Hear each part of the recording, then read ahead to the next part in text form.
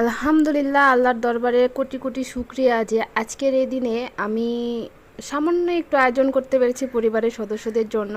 আর সেটারই ছিল এই যে প্রথমেই ছিল বিরিয়ানি, তারপর আমার খুব পছন্দের একটি খাবার পটল ভাজি।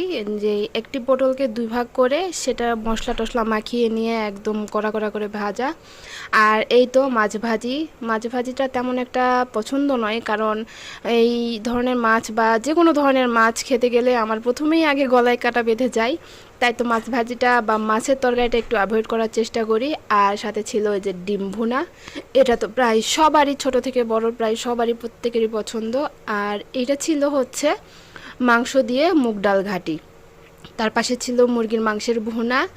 এই ভুনাটা যে কি মজা হয়েছিল, আমার মা রান্না করেছে, মাশাআল্লাহ। মার হাতের রান্না সবগুলো অসাধারণ।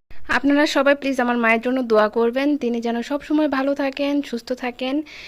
আর এই তো আবার খাবারে ফেরত আসি। খাবারের মধ্যে ছিল আরও ওই যে বিফ ভুনা। একদম কি করব, ঝাল ঝাল লাগছে না দেখতে, কিন্তু এতটাও ঝাল নয়, আমরা ঝাল কম খাই বিধায় কিন্তু কালারটা অনেক জোস আসছিল। তো যাই হোক, সাথে কিন্তু সালাদও ছিল, শসা ছিল, লেবু ছিল, আরও তো ছিলই দই, মিষ্টি, কোল্ড ড্রিঙ্কস, যা যা লাগে। আলহামদুলিল্লাহ, আমি যে এতটুকু করতে পেরেছি, যতটুকু পারি।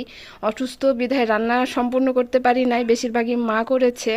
আর মায়ের হাতের রান্না তো তুলনা হয় না, সেটা আমরা সবাই জানি। মায়ের হাতের রান্না মানে স্পেশাল রান্না, স্পেশাল স্বাদ। তবে যে যতটুকু ছোট্ট একটু আয়োজন করতে পেরেছি, আলহামদুলিল্লাহ, আল্লাহর কাছে লাখো শুক্রিয়া। আর এই তো আয়োজনে সর্বশেষে সম্পূর্ণ খাবারটি দেখা যাচ্ছে। তো যতটুকু করেছি আবারও বলবো আলহামদুলিল্লাহ। তবে আজকের এই ভিডিওটি কেমন লাগলো অবশ্যই কিন্তু কমেন্ট করে জানাবেন। আর যারা নতুন পেজটি ফলো দিতে ভুলবেন না। আল্লাহ হাফেজ।